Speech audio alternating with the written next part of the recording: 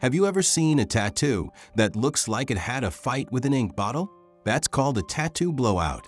Instead of sharp lines, the ink spreads under the skin and gives your tattoo an abstract art look.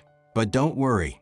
In this session, you'll learn how beginners can avoid tattoo blowouts, and if it already happened, how to fix that ugly look. Tip number 1. Don't go too deep. If your needle goes beyond the correct skin layer, the ink can spread and cause a blowout. Tip number 2. Keep your hand pressure light and maintain the correct needle angle. Slow and steady always beats fast and messy. The good news? We've achieved around 75% successful correction results for our clients. In many cases, we can improve old blowout tattoos without doing a full cover-up tattoo.